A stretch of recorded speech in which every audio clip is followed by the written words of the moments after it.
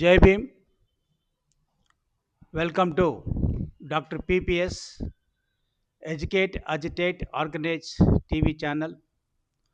మనకు TV channel యొక్క ప్రధానమైన ఉద్దేశం మీకు మన ప్రతి వీడియోలోనే చెప్పుకుంటున్నాం. బహుజనులని బాబాసాహెబ్ అంబేద్కర్ బాటలో తీసుకెళ్ళడమే మన ప్రధానమైనటువంటి ఉద్దేశము. అందులో భాగంగా ఈరోజు మన స్టూడియోకి డాక్టర్ ఎం ప్రసాదరావు మరి విచ్చేశారు.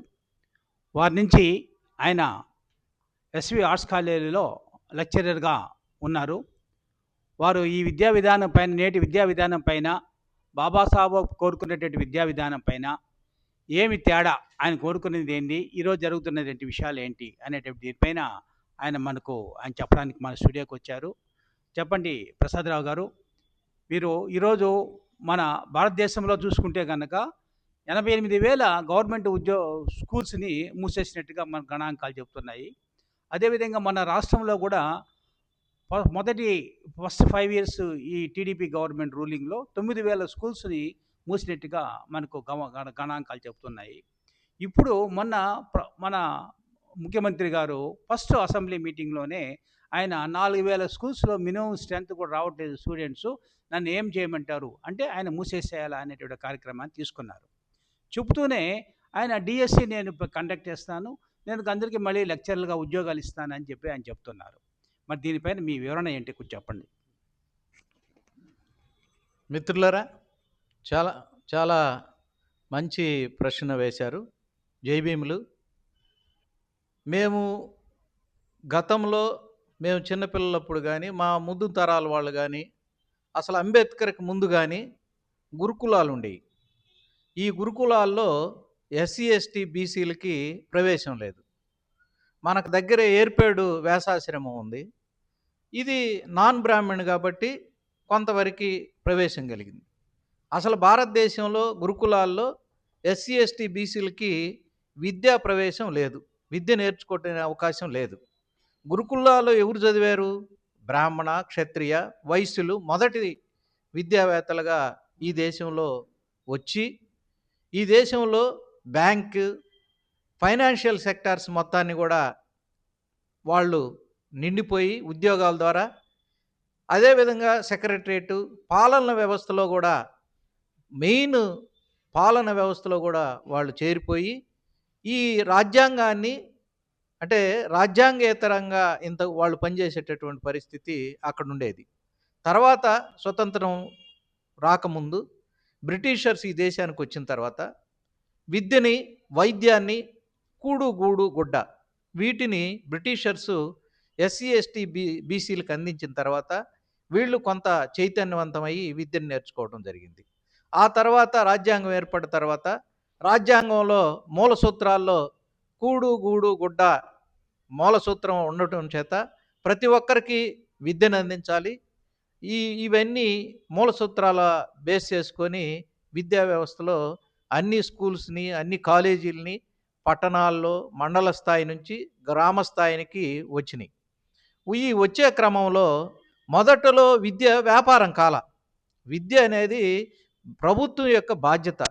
ప్రతి పౌరుడు ఈ దేశంలో విద్యావంతుడు కావాలి, చదువు నేర్చుకోవాలనేటటువంటి ఒక రాజకీయ నాయకులకు కానీ, పాలకులకు కానీ, ఆ రోజు ఉండేటువంటి పెద్ద వ్యవస్థ మొత్తం కూడా ప్రతి ఒక్కరికి విద్యను అందించాలి, లాభాపేక్ష లేకుండా ఉచిత విద్య అందించాలని ఒక సిద్ధాంతంతో పనిచేయటం జరిగింది. ఈ కాలక్రమేణంలో వచ్చేటప్పటికి వైద్యం కూడా ఉచితంగానే అందింది. వైద్యం కూడా వ్యాపారమయం కాల. తర్వాత విద్యలో వ్యాపారవేత్తలు ఎప్పుడైతే ఈ విద్యా సంస్థల్లో దూరారో, వైద్యంలో వ్యాపారస్తులు ఎప్పుడైతే వీటిలో దూరారో, రాజకీయంలో వ్యాపారస్తులు దూరారో, దీన్నంతా కూడా కార్పొరేట్ మయం చేసేసారు. అంటే విద్యని వ్యాపారమయం చేశారు. ఇప్పుడు రాజకీయాన్ని వ్యాపారమయం చేశారు. అంటే రాజకీయం వచ్చి ఈరోజు రాజకీయ నాయకుడికి వెళ్ళాలంటే 100 కోట్లు కావాలి. ఆ రోజు రాజకీయ నాయకుడికి వెళ్ళాలంటే మనిషిలో ఒక ఫెమిలియర్, అంటే ఒక సేవ చేసేటటువంటి భావం ఉంటే రాజకీయ నాయకులుగా వెళ్ళారు.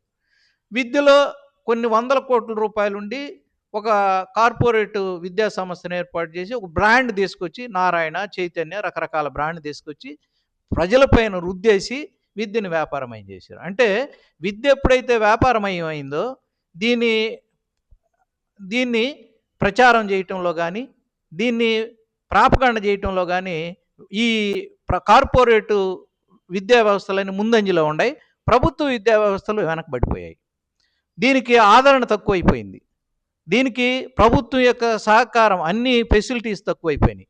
ప్రైవేట్ రంగంలో ఉన్నటువంటి కార్పొరేట్ సెక్టార్స్కి అద్దాల మేడలాగా మన మన మన మనసులకి అది ఏదో పెద్ద స్వర్గలోకంలాగా చూపించేసి దీన్ని వ్యాపారమయం చేశారు.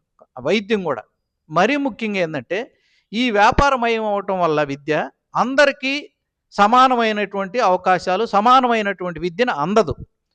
డబ్బున్నవాడికి ఒక రకమైన విద్య, పేదవాడికి ఒక రకమైన విద్య వస్తుంది.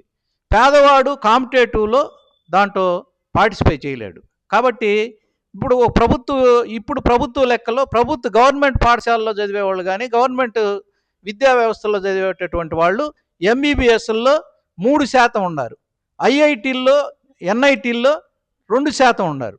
మొత్తం ప్రైవేటు సంస్థల్లో చదివినటువంటి విద్యార్థులు నీట్ కొట్టే ఐఐటీల్లో ఎన్ఐటీల్లో తర్వాత ఎంబీబీఎస్లో చేరిపోతూ ఉన్నారు. అంటే ₹1,00,00,000 ఖర్చు పెట్టి నేను ఒక డాక్టర్ అయితే నేను సమాజానికి ఫ్రీగా ఎట్లా సేవ చేస్తాను? ₹1,00,00,000 పెట్టి నేను ఇంజనీర్ అయితే బ్రిడ్జి కట్టడానికి ఒక క్వాలిటీ ఫ్రీగా నేను బ్రిడ్జి కడతాను. కాబట్టి విద్య మొత్తం కూడా వ్యాపారమయమైపోయి పేదలకి, ఎస్సీ ఎస్టీ బీసీలకి క్వాలిటీ విద్య అనేది దూరం అయిపోయి విద్యా వ్యవస్థ మొత్తం భారతదేశంలో సర్వనాశనమై చివరి స్టేజీలో ఇప్పుడు ఉంది. కాబట్టి దీన్ని మార్చాల్సిన బాధ్యత నేటి పాలకులకు కానీ, చదువుకున్నటువంటి మనకు కానీ, మన పైన కానీ ఉంది. బాబాసాహెబ్ అంబేద్కర్ ఇచ్చినటువంటి నిజమైనటువంటి రాజ్యాంగాన్ని విద్య ద్వారా మాత్రం అందించాలి. అది ఇప్పుడు అమలుపరచట్లేదనేది నా అభిప్రాయం. థ్యాంక్ యూ ప్రసాదరావు గారు, మంచి విషయాలు మీరు తెలియజేశారు. అంటే దీంట్లో బహుజనులు ఏ పాత్రని తీసుకోవాలి అనేది మనం ఇక్కడ ప్రధానంగా చర్చించుకుంటున్నాము. ఎందుకంటే